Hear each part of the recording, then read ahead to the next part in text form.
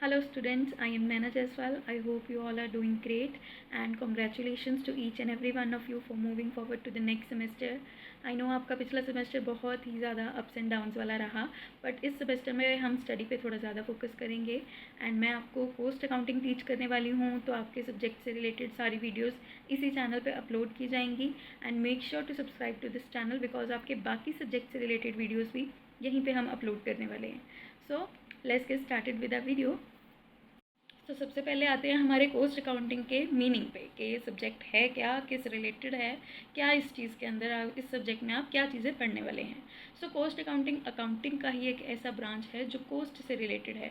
इससे पहले आप फाइनेंशियल अकाउंटिंग पढ़ चुके हैं जिसके अंदर आप फाइनेंशियल एक्टिविटीज़ को आइडेंटिफाई करना, उनको रिकॉर्ड करना, समराइज़ करके एक फाइनेंशियल स्टेटमेंट प्रिपेयर करना, ये सब सीख चुके हैं। तो कॉस्ट अकाउंटिंग की आपको ज़रूरत इसीलिए पड़ती है ताकि आप एक चीज़ के अंदर स्पेशलाइजेशन अपनी हासिल कर सकें। कॉस्ट अकाउंटिंग का पर्पज़ ही यही है, एक अलग स्ट्रीम बनाने का पर्पज़ ये है, डिग्री लेवल पर इसको इंट्रोड्यूस करने का पर्पज़ ये है कि आप कॉस्ट के अंदर या एक पर्टिकुलर ब्रांच के अंदर अपनी स्पेशलाइजेशन कर सकें। सो कॉस्ट अकाउंटिंग के अंदर आप क्या रीड करने वाली हैं, दो वर्ड से मिलाकर कॉस्ट अकाउंटिंग बना है, कॉस्ट और अकाउंटिंग। सो बेसिकली कॉस्ट के रिलेटेड जो भी हम अकाउंटिंग करेंगे, कॉस्ट को आइडेंटिफाई करना, कॉस्ट को रिकॉर्ड करना, उसको प्रेजेंट करना एंड देन उसी के बेसिस पे फ्यूचर एक्शंस लेना, ये सब कॉस्ट अकाउंटिंग का पार्ट है। फाइनेंशियल अकाउंटिंग के अंदर हमारा मेन पर्पस प्रेजेंटेशन से था, उसको समराइज़ करने तक का था।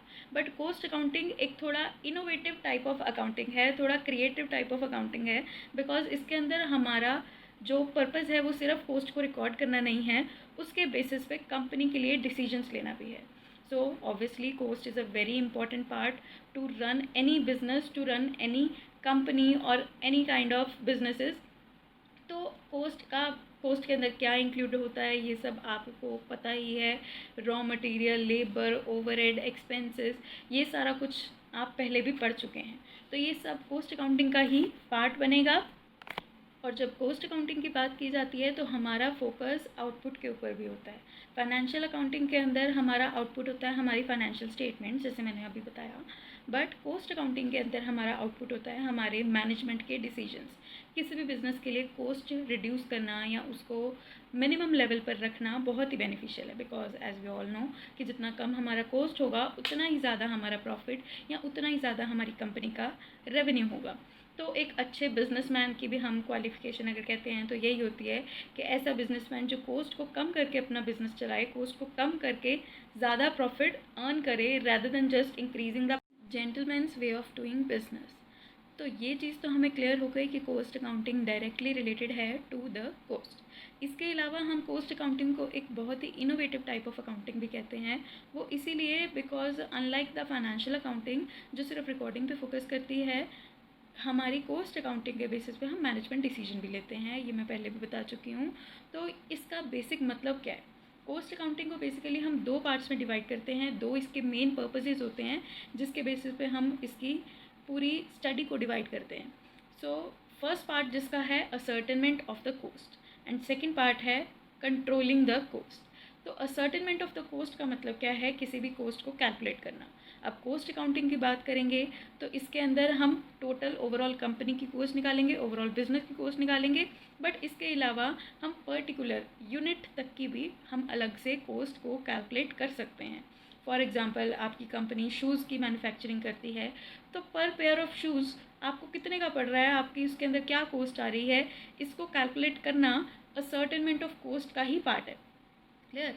ऐसे ही हम एक पर यूनिट से पर प्रोजेक्ट की तरफ जाते हैं, पर कॉन्ट्रैक्ट की तरफ जाते हैं, तो एक पर्टिकुलर प्रोजेक्ट की कॉस्ट असर्टेन करना, कैलकुलेट करना, एक पर्टिकुलर कॉन्ट्रैक्ट हमें कितना खर्चा उसके अंदर पड़ेगा उसको कैलकुलेट करना, ये सब असर्टेनमेंट का पार्ट आता है, कैलकुलेशन ऑफ कॉस्ट का पार्ट आता है, जो कि कॉस्ट अकाउंटिंग का फर्स्ट पार्ट है। The second part is related to controlling of the cost, या जिसे आप कह सकते हो, जो मैंने बताया कि मैनेजमेंट के डिसीजन में हेल्प करता है, वो कंट्रोलिंग पार्ट ही है इसका। क्योंकि अब आज के टाइम पे एक बिज़नेस अपने कॉस्ट को जितना कम करेगा उतना ही ज़्यादा वो कॉम्पिटिटर के कंपैरिजन में प्रॉफिट ज़्यादा अर्न कर पाएगा। तो कॉस्ट को कंट्रोल करना यही एक मेन फोकस रह गया है आज के कॉम्पिटिटिव वर्ल्ड में। तो कोस्ट कंट्रोल करने के लिए कोस्ट का पता होना कि एक्चुअली कोस्ट आपकी अभी कितनी हो रही है, जिसे हम असर्टेनमेंट ऑफ कोस्ट वाले पार्ट में कैलकुलेट करेंगे, वो होना ज़रूरी है। असर्टेनमेंट के बेसिस पे हम डिसीजन ले सकते हैं कि अब कौन कौन सी जगह से हम अपने कोस्ट को रिड्यूस कर सकते हैं, कम कर सकते हैं। और एक चीज़ इसके अंदर बहुत ज़रूरी आती है कि कोस्ट को कंट्रोल करने का मतलब क्वालिटी को रिड्यूस करना बिल्कुल नहीं है।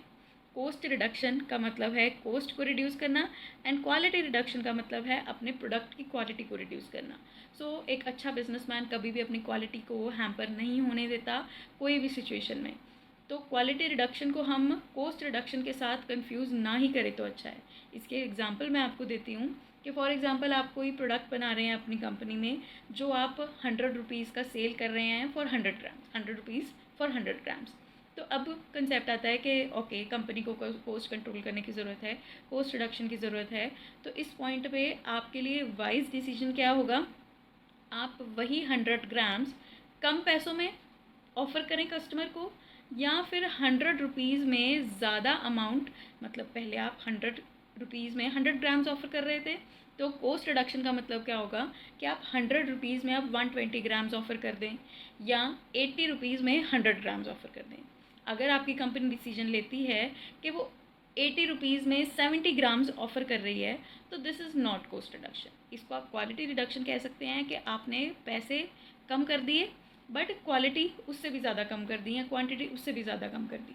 बट अगर हम कोस्ट रिडक्शन की बात करते हैं तो कोस्ट रिडक्शन आएगा कि आप उसी 100 रुपये में उस क्वांटिटी ज़्यादा प्रोवाइड कर रहे हैं, या कम पैसों में उसको इक्वल क्वांटिटी मतलब 100 ग्राम्स ही प्रोवाइड कर रहे हैं। तो that is cost reduction, but reducing the quantity और quality is not cost reduction. तो ये दोनों कॉन्सेप्ट्स को कंफ्यूज करना बहुत ही ईजी है, बहुत ही फाइन लाइन, थिन लाइन है इन दोनों के बीच में, जो ज़्यादातर बिजनेसेस स्किप कर देते हैं समझने के लिए, और इसी चीज़ का उनको लॉन्ग टर्म में जाके नुकसान होता है। तो कोस्ट अकाउंटिंग के अंदर अभी तक मैंने आपको जो भी बताया उसको मैं समराइज़ करती हूँ कि इसके अंदर हम डिफरेंट कोस्ट के बारे में पढ़ने वाले हैं, material, labour, different overheads like factory का खर्चा, ऑफिस का खर्चा, सेल्स का खर्चा, ये सब कुछ आपके कोस्ट का पार्ट है। तो फर्स्ट चीज़ हमने कोस्ट अकाउंटिंग में कवर की कि हम इसके अंदर कोस्ट को स्टडी करने वाले हैं। सेकंड चीज़ हमने की कि अनलाइक फाइनेंशियल अकाउंटिंग, इसके अंदर हम सिर्फ रिकॉर्डिंग पे फोकस नहीं करने वाले, इसके अंदर हम मैनेजमेंट के डिसीजन, कोस्ट को कंट्रोल करना, रिड्यूस करना, उसके ऊपर फोकस करने वाले हैं। थर्ड हमने स्टडी किया कि ये एक स्पेशलाइज्ड फॉर्म ऑफ अकाउंटिंग है, एक डिफरेंट ब्रांच ऑफ अकाउंटिंग है, जिसके अंदर आप फ्यूचर में जाके स्पेशलाइजेशन भी गेन कर सकते हैं, बिकॉज कोस्ट अकाउंटिंग के लिए आपके पास एक अलग से डिग्री होती है। कोस्ट एंड मैनेजमेंट अकाउंटेंट की एक पोस्ट होती है, क्लियर। ये पोस्ट होती बड़ी बड़ी कंपनीज़ में है, छोटे बिजनेसेस इतना अफोर्ड नहीं कर पाते, बट ये अगर आप इस स्ट्रीम को लेकर चलें तो इसके अंदर आप पर्टिकुलर एक डिग्री भी कर सकते हैं, एंड देन इसके बेसिस पे आप आगे जॉब भी ले सकते हैं। सो है बहुत ही इंटरेस्टिंग सब्जेक्ट है, फाइनेंशियल अकाउंटिंग से बहुत ही ज़्यादा इंटरेस्टिंग। अगर आपने फाइनेंशियल अकाउंटिंग अच्छे से नहीं पढ़ा है बीकॉम 1 में, और ये आप अब जाकर पढ़ने लगे हैं कोस्ट अकाउंटिंग, अब आपको लगता है कि हाँ मुझे पढ़ लेना चाहिए, तो ऐसा बिल्कुल नहीं है कि आपने फाइनेंशियल अकाउंटिंग नहीं किया तो आपको कोस्ट अकाउंटिंग नहीं समझ आएगा। ऑब्वियसली कुछ बेसिक प्रिंसिपल्स जो हैं वो तो अकाउंटिंग के सेम ही चलते हैं, जो फाइनेंशियल अकाउंटिंग में है वो कोस्ट अकाउंटिंग में भी आपको देखने को मिलेगा। बट ऐसा कुछ नहीं है कि अगर आपका फाइनेंशियल अकाउंटिंग वीक था तो कोस्ट अकाउंटिंग भी वीक होगा, बिकॉज ये बहुत ही इंटरेस्टिंग सब्जेक्ट है, बहुत ही प्रैक्टिकल है। इसके अंदर जो भी हम पढ़ते हैं उसको हम रियल वर्ल्ड से कनेक्ट कर पाते हैं।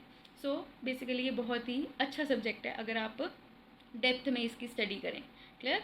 सो अब नेक्स्ट हम अपनी स्लाइड पे जाते हैं। नेक्स्ट स्लाइड इज़ डेफिनेशन मैंने एक बहुत ही सिंपल सी डेफिनेशन आपको एक यहाँ पर स्टेट करके आपको बताई है बाय वेल्डन। तो डेफिनेशन के अंदर भी सेम कंसेप्ट है कि कोस्टिंग प्रिंसिपल्स के ऊपर बेस्ड होती है हमारी कोस्ट अकाउंटिंग। कुछ टेक्निक्स हैं, कुछ टूल्स हैं, कुछ मेथड्स हैं पर्टिकुलरली जो कोस्ट अकाउंटेंट कन्वेंशंस में ही डिसाइड किए जाते हैं। सारे कोस्ट अकाउंटेंट्स उन्हीं को फॉलो करते हैं, एंड देन उसका डाटा हम आगे जाकर अपनी कंपनी की कोस्ट एनालिसिस के लिए यूज़ करते हैं। सो बेसिकली वही सब कुछ जो अभी हमने मीनिंग में किया, इंट्रोडक्शन में किया, उसी के बेस पे एक डेफिनेशन स्ट्रक्चर की हुई है। सो इसके बाद आते हैं हम अपने नेक्स्ट स्लाइड पे, which is features of cost accounting. Very important topic आपके एग्जाम्स के पॉइंट ऑफ व्यू से भी और अंडरस्टैंडिंग के पॉइंट ऑफ व्यू से भी। अगर आपको ये फीचर समझ आ जाते हैं तो आई एम श्योर कि आपको कोस्ट अकाउंटिंग, ये जो हमारा फर्स्ट लेक्चर था, वो कम्प्लीटली समझ आ जाएगा। चलते हैं हम फीचर्स के ऊपर। तो कुछ फीचर्स हम इंट्रो के अंदर ऑलरेडी डिस्कस कर चुके हैं, like cost ascertainment. Cost ascertainment मैंने बताया कि कैलकुलेशन ऑफ कोस्ट हो जाती है, पर्टिकुलर यूनिट की भी कर सकते हैं, प्रोजेक्ट की कर सकते हैं, कॉन्ट्रैक्ट की कर सकते हैं, पूरी कंपनी की कर सकते हैं। Basically cost ascertainment means calculation of cost. Then moving on, हमारे पास नेक्स्ट है individual process of operational analysis. तो इसका मतलब क्या है कि आप एक पर्टिकुलर प्रोसेस को, एक पर्टिकुलर स्टेप ऑफ प्रोडक्शन तक की भी कोस्ट निकाल सकते हैं under cost accounting. Financial accounting में क्या होता है कि आप पूरे बिजनेस के ऊपर फोकस करते हैं कि हमारे टोटल बिजनेस के अंदर कितने खर्चे हो रहे हैं और total business at the end of the year हमारे पास क्या प्रॉफिट्स आते हैं। बट कोस्ट अकाउंटिंग के अंदर क्या है कि अगर आपके प्रोडक्ट के अंदर डिफरेंट स्टेप्स इन्वॉल्व हैं, फॉर एग्जांपल आपके प्रोडक्ट की पहले पॉलिशिंग होती है, देन फिनिशिंग होती है, देन पैकेजिंग होती है, तो आप पॉलिशिंग का खर्चा अलग से कैलकुलेट कर सकते हैं, फिनिशिंग का अलग से कैलकुलेट कर सकते हैं, देन पैकेजिंग का अलग से कैलकुलेट कर सकते हैं। तो हर एक ऑपरेशनल एक्टिविटी का या एक इंडिविजुअल प्रोसेस का कोस्ट अगर कैलकुलेट करना है वो सिर्फ कोस्ट अकाउंटिंग की हेल्प से ही पॉसिबल है।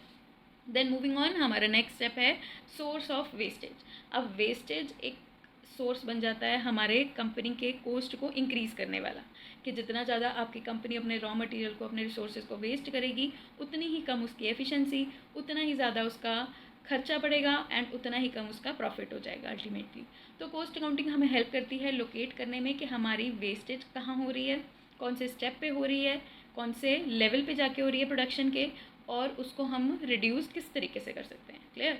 फाइनेंशियल अकाउंटिंग में जैसे मैंने अभी बताया कि हमें at the end of the year कि टोटल बिजनेस ने कितना प्रॉफिट कमाया वो पता चलता है। बट फॉर एग्जांपल आपकी कंपनी की 3-4 फैक्ट्रीज़ हैं अलग अलग लोकेशन पे, तो एक पर्टिकुलर फैक्ट्री पर वेस्टेज ज़्यादा हो रही है एंड दूसरी फैक्ट्री पर वेस्टेज कम हो रही है। तो उसको लोकेट करने के लिए कि कौन सी फैक्ट्री की ज़्यादा वेस्टेज हो रही है, वो रिसोर्सेज को ज़्यादा वेस्ट कर रहे हैं जिसकी वजह से आपका खर्चा ज़्यादा पड़ रहा है, उसको लोकेट करना है तो कोस्ट अकाउंटिंग आपकी हेल्प करेगा। देन मूविंग ऑन, हमारे पास नेक्स्ट है सेलिंग प्राइस डिटर्मिनेशन। ऑब्वियसली अगर आपकी कंपनी आप अच्छे से चलाना चाहते हो तो आप सेलिंग प्राइस ऐसा रखेंगे जिससे आपकी कॉस्ट भी रिकवर हो जाए और आपको प्रॉफिट भी हो जाए। इसी के रिगार्डिंग एक छोटी सी एग्जांपल है मेरे पास चाइना की। चाइना के अंदर मास प्रोडक्शन होती है हर चीज़ की, और आपको पता है कि मैन्युफैक्चरिंग हब है वो एक तरीके से पूरे वर्ल्ड का। तो जब भी हम मैन्युफैक्चरिंग की बात कर रहे हैं, चीप मैन्युफैक्चरिंग की बात कर रहे हैं, तो हमारे दिमाग में बात आती है हमेशा चाइना की। तो चाइना की पॉलिसी क्या है कि वो यूज़ करती हैं डंपिंग टेक्निक्स। डंपिंग का बेसिक मतलब ही है किसी चीज़ को कूड़े में डालना। क्लियर। तो डंपिंग टेक्निक का मतलब है कि अगर चाइना में कोई प्रोडक्ट बनता है जिसकी कॉस्ट उन्हें पड़ती है 100 रुपीज़, तो 100 रुपीज़ के अंदर वो प्रॉफिट मार्जिन लगाते हैं और मार्केट में बेचना उसे 120 रुपीज़ का। बट चाइना जब डंपिंग टेक्निक फॉलो करता है तो वो क्या करता है कि उस 100 रुपीज़ की कॉस्ट वाले प्रोडक्ट को वो 80 रुपीज़ का सेलिंग प्राइस रख के मार्केट में सेल करने के लिए लगा देता है। क्लियर। तो ऐसा प्रोडक्ट जिसकी कॉस्ट ही 100 थी उसको वो 80 के अंदर सेल कर रहा है। ये होती है डंपिंग टेक्निक, मतलब कूड़े के भाव में अपना सामान बेचना। इससे उस कंपनी को फ़ायदा क्या है, उस कंट्री को फ़ायदा क्या है कि लोग अब वो सामान, वो पर्टिकुलर प्रोडक्ट बल्क में ख़रीदेंगे, ये सोच के कि ये बहुत ही ज़्यादा हमें इकोनॉमिकल रेट्स पे, सस्ते पे हमें मिल रहा है, तो ये प्रोडक्ट ख़रीद लिया जाए। तो वही जब मास लेवल पे उसकी सेल्स होती हैं तो उसी से वो अपना प्रॉफिट गेन करती है वो कंपनी और China as a whole country. तो dumping technique is one of the thing that is very common in China. Basic मतलब इसका यही है कि कूड़े के भाव में अपना सामान बेचना। बट इंडिया जैसी कंट्री हो गई या डेवलपिंग कंट्री हो गई जहाँ पर वही प्रोडक्ट फॉर एग्जांपल कोई इंडियन कंपनी भी बना रही है, सेम उसको भी कॉस्ट पड़ रही है 100 रुपीज़ की, और चाइनीज़ कंपनी है जिसको कॉस्ट पड़ रही है 100 रुपीज़ की, सेम वो भी चाहती है प्रॉफिट अर्न करना, वो भी चाहती है प्रॉफिट अर्न करना। तो इंडियन कंपनी तो 80 रुपीज़ में सेल नहीं कर सकती, बट चाइनीज़ कंपनी 80 रुपीज़ में सेल कर रही है, तो इससे लॉस किसका हो गया, इंडियन कंपनी का। तो इसी चीज़ों को कम करने के लिए हमारी कंट्री में लगता है डंपिंग टैक्स। डंपिंग टैक्स क्या है कि अब वो 80 रुपीज़ का अगर सेल कर रही है, उसके ऊपर टैक्स लगा के गवर्नमेंट उसको किसी ना किसी तरीके से उसका प्राइस इंक्रीज़ करके उसको बैक टू 100 या मोर देन 100 पे ले आती है। तो उससे क्या है कि अब अगर इंडियन कंपनी सेल कर रही है 120 पे, तो ठीक है वो 120 पे अपना सेल करे, बट डंपिंग टैक्स लगाने की वजह से अब चाइनीज़ कंपनी 80 में सेल नहीं कर पाएगी, उसको 100 से तो ज़्यादा पे करना पड़ेगा। तो ठीक है, that is a fair competition कि एक 100 या 110 पे सेल कर रही है और दूसरी 120 पे सेल कर रही है। अब उसके 100 के बाद वो इंडियन कंपनी की मर्ज़ी है, वो अपना प्रॉफिट मार्जिन कम कर सकती हैं, बट डंपिंग टेक्निक को ओवरकम करने के लिए हमारी कंट्री के पास थोड़ी मेजर्स भी हैं। सो मैं थोड़ा डाइवर्ट हो रही हूँ टॉपिक से। मेन हमारा पॉइंट था selling price determination. Selling price determination का मतलब कि कोस्ट के बेसिस पे हम सेलिंग प्राइस को फिक्स करते हैं अपनी कंपनी के। तो वही कोस्ट अकाउंटिंग हमें हेल्प करती है पहले तो कोस्ट को कैलकुलेट करने में, एंड देन उसी के बेसिस पे हमारा सेलिंग प्राइस फिक्स करने में। Then moving on to our next point, that is profitability ascertainment. अगर कोस्ट अकाउंटिंग से हम कोस्ट को कैलकुलेट कर सकते हैं तो ऑब्वियसली प्रॉफिट को भी कैलकुलेट कर सकते हैं, बिकॉज कोस्ट भी हम फिक्स कर रहे हैं, सेलिंग प्राइस भी हम फिक्स कर रहे हैं, एंड देन उनका डिफरेंस हमारे पास प्रॉफिट होगा। ओके, देन नेक्स्ट है हमारे पास एफिशिएंसी रेगुलेटर। एफिशिएंसी रेगुलेटर का मतलब है कि आपकी कंपनी, एफिशिएंसी का बेसिक मतलब है कि कम से कम वेस्टेज में ज़्यादा से ज़्यादा प्रोडक्शन करना। तो ये तभी पॉसिबल है जब आपकी कंपनी कोस्ट का रिकॉर्ड रख रही है, वेस्टेज का रिकॉर्ड रख रही है, प्रोडक्शन का प्रॉपर रिकॉर्ड रख रही है। तो ये सब पॉसिबल कब है? जब आपकी कंपनी कोस्ट अकाउंटिंग फॉलो करेगी। क्लियर? देन मूविंग ऑन, हमारे पास नेक्स्ट है कोस्ट कंट्रोल एंड रिडक्शन। ये मैंने बताया पहले कि कोस्ट अकाउंटिंग के दो मेन पार्ट्स हैं, cost ascertainment and second one is cost reduction और cost control. Then moving on, aids in decision making के मैनेजमेंट के जितने भी डिसीजंस होते हैं वो डिसीजंस लेने में कोस्ट अकाउंटिंग उनकी हेल्प करती है। ये किस तरीके से? अब अगेन हमने पीछे अभी मैंने आपको एग्जांपल बताई कि 100 ग्राम्स वो 100 रुपीज़ का बेच रहा है, तो कोस्ट रिडक्शन का अगर वो डिसीजन लेना चाहता है तो वो किस तरीके से लिया जा सकता है। सेम एग्जांपल हम यहाँ पे भी अप्लाई कर सकते हैं कि कोस्ट रिडक्शन के लिए अगर मैनेजमेंट चाहती है कोई टेक्निक फॉलो करना तो वो किस तरीके से फॉलो की जा सकती है। क्लियर? ये उसको पता कहाँ से चलेगा? कोस्ट अकाउंटिंग से। देन नेक्स्ट है हमारे पास फ्यूचर प्रेडिक्शन एंड एस्टिमेट्स। ये एक बहुत ही इंपॉर्टेंट टॉपिक है, बहुत ही इंपॉर्टेंट पॉइंट है हमारी कोस्ट अकाउंटिंग का, बिकॉज फाइनेंशियल अकाउंटिंग में हम बेसिकली क्या करते हैं कि जो एक्टिविटीज़ हो चुकी हैं हम उनकी कोस्ट को रिकॉर्ड करते हैं, पास्ट डाटा को लेते हैं, हिस्टोरिकल डाटा को लेते हैं और उसी के बेस पे हम फाइनेंशियल स्टेटमेंट्स को प्रिपेयर करते हैं। But in cost accounting what we do is कि हम अपनी पिछली कोस्ट को देख के आज के टाइम पे हम कोस्ट एक स्टेटमेंट तो तैयार करके दे रहे हैं मैनेजमेंट को, बट एक फ्यूचर की कोस्ट का हम उनको एक अंदाज़ा लगा के भी दे रहे हैं। क्लियर? तो cost accounting is not just limited to a particular time period कि वो सिर्फ पास्ट डाटा पे फोकस नहीं करती, वो फ्यूचर के ऊपर भी फोकस करती हैं। लाइक बजट का कंसेप्ट, ठीक है ना, हम बजट बनाते हैं, आपको मार्केट भी जाना है तो आप बजट बनाओगे कि मुझे मार्केट जाना है तो मेरे पास 100 रुपीज़ हैं, तो इस 100 रुपीज़ में मुझे क्या क्या ख़रीदना है, कितने बचेंगे, कम तो नहीं पड़ेंगे, ज़्यादा तो नहीं हो जाएंगे, ये सब आपके नॉर्मल बजट का पार्ट है। तो जो कंपनीज़ हैं, बड़ी बड़ी कंपनीज़ हैं, वो भी बजट तैयार करती हैं अपनी कोस्ट रिगार्डिंग कि उनको इस साल कितना खर्चा पड़ने वाला है, कहाँ से उनके पास कौन कौन से सोर्सेज अवेलेबल होंगे फाइनेंस के जहाँ से वो एक खर्चे को कवर अप करेंगे। क्लियर? तो ये सारी प्रेडिक्शंस लगाना एक कंपनी के लिए बहुत इंपॉर्टेंट है। और कोई भी बिज़नेस, अगर आपको कोई भी बिज़नेस करना है, छोटा बिज़नेस है, बड़ा बिज़नेस है, कभी भी वो आप प्रेडिक्शंस के बिना नहीं कर सकते।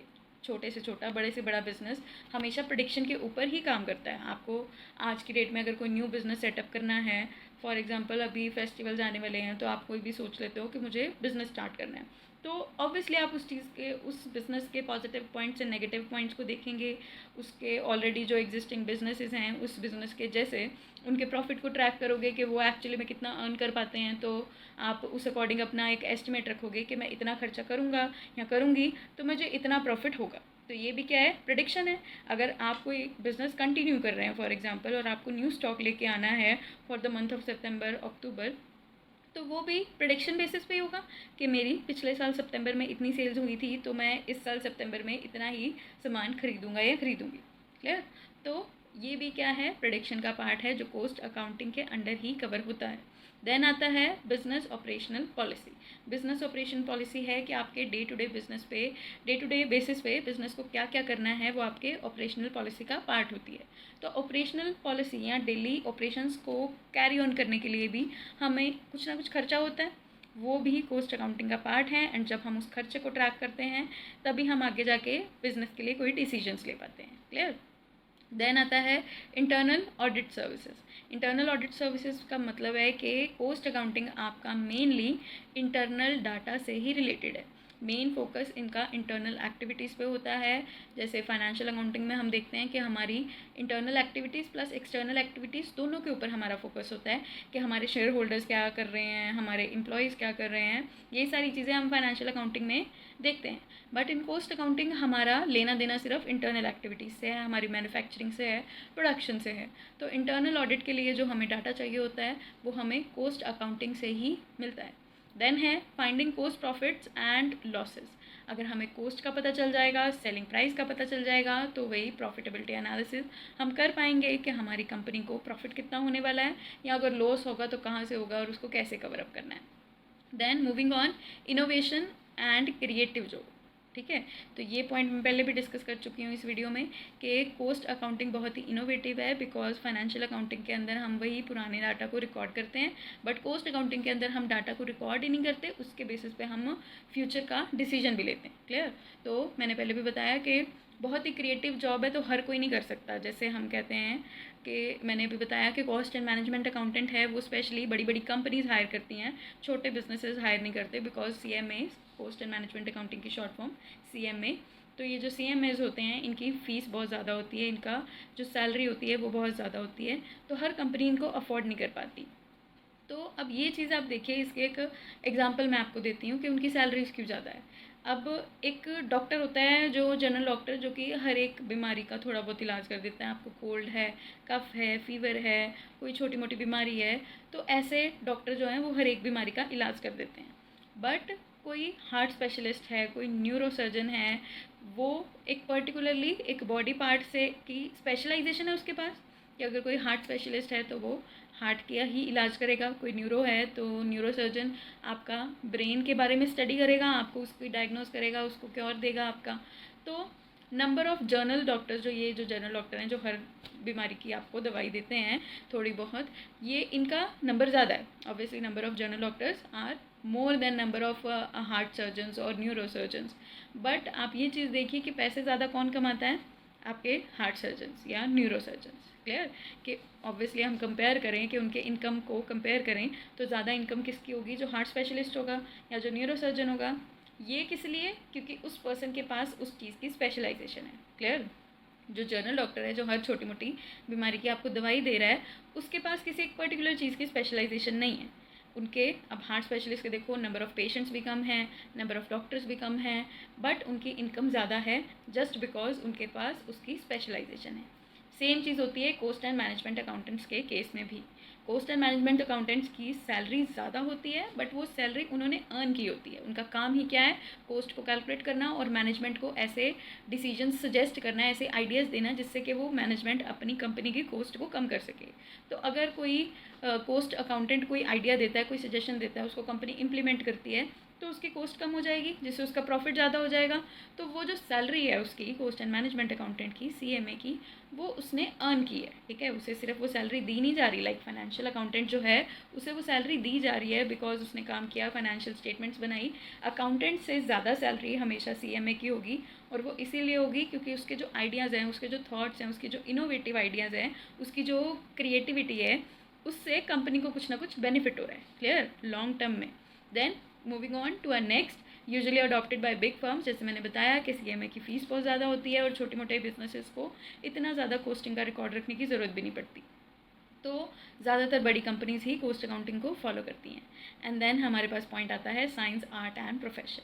साइंस, आर्ट, प्रोफेशन, ये तीनों के फीचर्स आप पहले भी कर चुके हैं कि साइंस आपका यूनिवर्सल कंसेप्ट होता है, आर्ट के अंदर हर इंडिविजुअल के जितने इंडिविजुअल पे डिपेंड करता है कि वो कितना ज़्यादा प्रोफेशंट हो सकता है एक चीज़ को लेके। देन प्रोफेशन है जिसके लिए आप एक कोड ऑफ कंडक्ट, एक सेट ऑफ प्रिंसिपल्स फॉलो करने पड़ते हैं। तो तीनों के ही फीचर्स हमें कॉस्ट अकाउंटिंग में मिल जाएंगे। तो ये हो गए हमारे कॉस्ट अकाउंटिंग के कुछ मेन फीचर्स। चलते हैं हम नेक्स्ट स्लाइड पे, जो है हमारी difference between financial accounting and cost accounting. So from the starting of this video हमने कुछ ना कुछ इनके डिफरेंसेस कर लिए हैं, तो ये टॉपिक बहुत जल्दी हमारा कवर हो जाएगा। फर्स्ट पॉइंट इसके अंदर जैसे आप देख रहे हैं कि ऑब्जेक्टिव्स हैं, तो ऑब्जेक्टिव ये मैंने पहले भी बताया कि फाइनेंशियल अकाउंटिंग का ऑब्जेक्टिव क्या है, सिर्फ फाइनेंशियल डाटा को रिकॉर्ड करना, फाइनेंशियल स्टेटमेंट्स को प्रिपेयर करना, financial position of the business को आइडेंटिफाई करना और उसको प्रेजेंट करना। बट कॉस्ट अकाउंटिंग का मेन पर्पज़ हमने 2 पार्ट्स में डिवाइड किया, असर्टेनमेंट एंड कंट्रोल। तो उसके ऑब्जेक्टिव फाइनेंशियल अकाउंटिंग के ऑब्जेक्टिव से थोड़े वास्ट हैं। वो सिर्फ फाइनेंशियल पोजीशन को नहीं बताता, वो मैनेजमेंट को कुछ डिसीजन लेने में, प्लान करने में, कंट्रोल करने में हेल्प करता है। Then moving on, mode of presentation. Mode of presentation आपने फाइनेंशियल अकाउंटिंग में क्या किया है, उसके अंदर आप अकाउंट फॉर्म में हर एक चीज़ को रिप्रेजेंट करते हैं। अकाउंट फॉर्म से मेरा मतलब है टी फॉर्म आती है आपके अकाउंट की, debit credit, debit side credit side, that one. तो जब भी हम फाइनेंशियल अकाउंटिंग परस्यू करते हैं तो उसके अंदर हम डेबिट क्रेडिट करते हैं।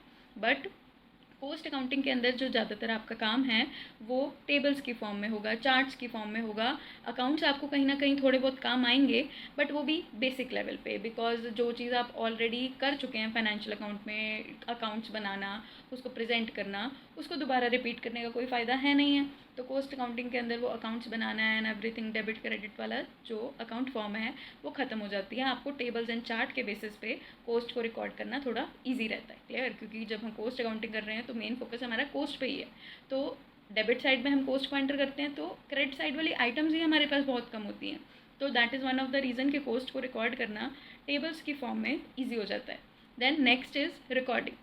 अब इसके अंदर रिकॉर्डिंग किसकी की जाती है? मैंने बताया कि फाइनेंशियल अकाउंटिंग हमारा हिस्टोरिकल डाटा के बेस पे बनाया जाता है कि जो पुराना डाटा हो चुका है, पुरानी एक्टिविटीज़ हो चुकी हैं, उसके बेसिस पे हम फाइनेंशियल स्टेटमेंट को प्रिपेयर करते हैं। बट कॉस्ट अकाउंटिंग हमारा पिछले डाटा को भी फोकस में रखता है और फ्यूचर प्रोडिक्शंस भी साथ साथ करता है। Then moving on is control, कि फाइनेंशियल अकाउंटिंग का एम्फेसिस कंट्रोल के ऊपर बिल्कुल भी नहीं होता। उनका मेन ऑब्जेक्टिव क्या है कि डाटा को रिकॉर्ड करना, प्रॉफिट को कैलकुलेट करके प्रेजेंट करना।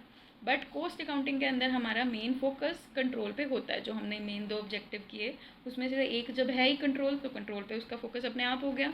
Then next is periodicity of reports, कि आपकी रिपोर्ट्स कब प्रिपेयर की जाती हैं।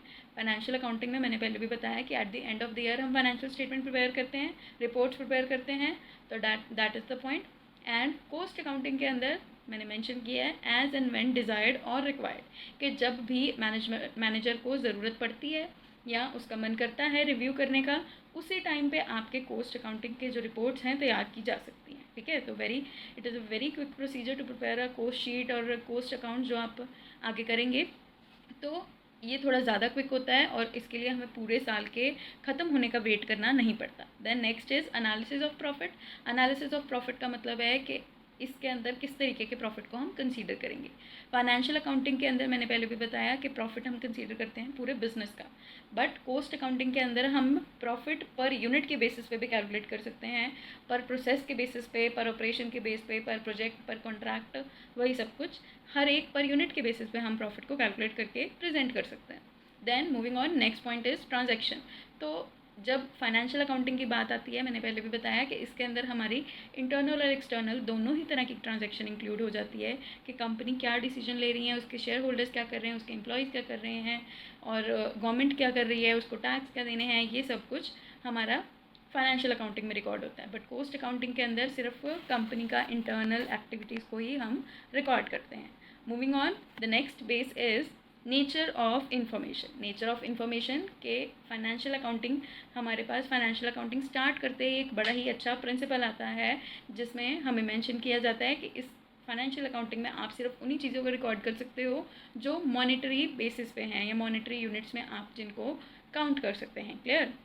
तो जो भी आप रिकॉर्ड करते हैं उसके अंदर वो कुछ ना कुछ एक पर्टिकुलर अमाउंट होती है। उसके अंदर आप नंबर ऑफ़ चेयर्स रिकॉर्ड नहीं करेंगे, बट एक्सपेंसेस या आपने उसके ऊपर खर्चा कितना किया है वो आप रिकॉर्ड करते हैं। बट कॉस्ट अकाउंटिंग के अंदर ऐसा नहीं है। इसके अंदर आप मॉनेटरी डाटा को भी रिकॉर्ड करते हैं, नॉन मॉनेटरी डाटा को भी रिकॉर्ड करते हैं।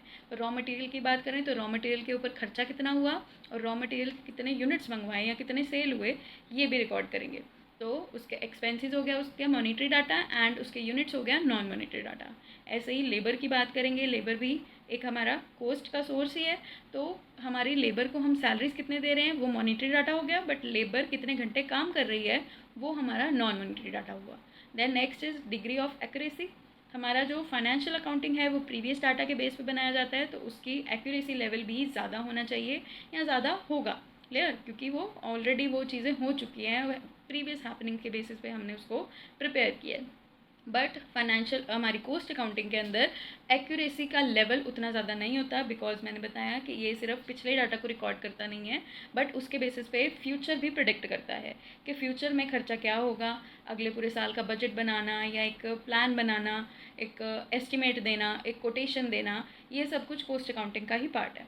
तो वो सब कुछ अब आप प्रिडिक्ट तो कर सकते हैं कि पिछले साल सितंबर में 1 लाख का खर्चा हुआ था हमारी कंपनी का, तो इस साल सितंबर में भी 1 लाख का होगा या थोड़ा बहुत ज़्यादा आगे पीछे हो सकता है।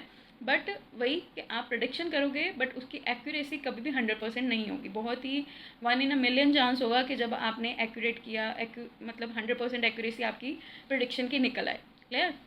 Then next point is selling price. ये हमने पहले भी डिस्कस किया कि फाइनेंशियल अकाउंटिंग में हम सेलिंग प्राइस डिटर्मिन नहीं करते, बट कॉस्ट अकाउंटिंग में हम करते हैं। Then next is stock valuation. Stock valuation financial accounting में हम कर चुके हैं। उसमें भी हमें ये पॉइंट आया था कि कॉस्ट प्राइस और market value which ever is less, उस पर ही हम अपने स्टॉक को रिकॉर्ड करते हैं, सारी एसेट्स को रिकॉर्ड करते हैं। बट कॉस्ट अकाउंटिंग पे हमेशा हम एट कॉस्ट ही चीज़ों को रिकॉर्ड करेंगे। ऑब्वियसली जब हम कॉस्ट को ही एनालिसिस कर रहे हैं, कॉस्ट के ऊपर ही ये सारा सब्जेक्ट बेस्ड है, तो ऑब्वियसली हम कॉस्ट के ऊपर ही उसको लेकर चलेंगे। देन डाटा एंड फिगर्स की बात करते हैं कि जब भी हम फाइनेंशियल अकाउंट्स प्रिपेयर करते हैं तो वो एक्चुअल डाटा के बेसिस पे होता है, एक्चुअल फिगर्स के बेस पे होता है, बिकॉज वो चीज़ें ऑलरेडी हो चुकी हैं, वो एक्सपेंसेस हो चुके हैं, वो प्रॉफिट ऑलरेडी अकर हो चुका है। बट कॉस्ट अकाउंटिंग कभी भी हमारा एक्चुअल डाटा के बेसिस पे नहीं होता। मतलब अगर आप पास्ट डाटा को रिकॉर्ड कर रहे हैं तो ऑब्वियसली एक्चुअल डाटा होगा, बट अगर आप फ्यूचर को प्रिडिक्ट कर रहे हैं, बजट बना रहे हैं, प्लान बना रहे हैं, तो वो कभी भी एक्चुअल डाटा के बेस पे नहीं होगा। देन गाइडेड बाय बेसिकली ये कौन कौन सी चीज़ों को फॉलो करके फाइनेंशियल अकाउंटिंग बनाई जाती है। फाइनेंशियल अकाउंटिंग के आप के अंदर देखेंगे आपके कंपनीज लॉ का बहुत बड़ा कंट्रीब्यूशन है, कोर्ट के ऑर्डर्स का, आपकी गवर्नमेंट के ऑर्डर्स का, ये सब का बहुत बड़ा पार्ट है फाइनेंशियल अकाउंटिंग में। और फाइनेंशियल अकाउंटिंग को अकाउंटेंट्स हैंडल करते हैं, एंड अकाउंटेंट्स की एक ऑर्गेनाइजेशन है ICAI। तो वो जो प्रिंसिपल सेट करते हैं, वो जो अकाउंटिंग स्टैंडर्ड सेट करते हैं, वही फाइनेंशियल अकाउंटिंग में हम फॉलो करते हैं। बट कॉस्ट अकाउंटिंग के अंदर ऐसा नहीं है। कॉस्ट अकाउंटिंग मैंने पहले बताया कि ICWAI ऑर्गेनाइजेशन है जो कि कॉस्ट अकाउंटेंट्स के लिए बेसिक कोड ऑफ कंडक्ट या प्रिंसिपल्स को स्ट्रक्चर करते हैं, तो उसी के बेसिस पे हमारी कॉस्ट अकाउंटिंग चलती है। तो ये थे हमारे कॉस्ट अकाउंटिंग के फीचर्स और उसका फाइनेंशियल अकाउंटिंग से डिफरेंस। अगर ये दोनों टॉपिक आपको समझ आ जाते हैं तो ट्रस्ट में ये सब्जेक्ट आपके लिए बहुत ही ज़्यादा इंटरेस्टिंग है, बहुत ज़्यादा यूज़फुल है, जिसको आप एक्चुअली कहीं ना कहीं पे यूज़ करोगे। क्लियर? तो इसी के साथ हमारा ये टॉपिक ख़त्म होता है। बट उससे पहले मैंने एक मेमोरी बोर्ड तैयार किया आपके लिए। इस मेमोरी बोर्ड में इस वीडियो में जो भी हमारे पास चीज़ें आई हैं उसका एक छोटा सा समरी है, जिससे आपको इसको रिटेन करने में थोड़ा इजी हो जाएगा। तो फर्स्ट पिक्चर हमें शो करती है कॉस्ट असर्टेनमेंट, सेकंड पिक्चर हमें शो करती है कॉस्ट कंट्रोल, थर्ड पिक्चर हमें शो करती है कि जितना कम कॉस्ट उतना ही ज़्यादा हमारा प्रॉफिट।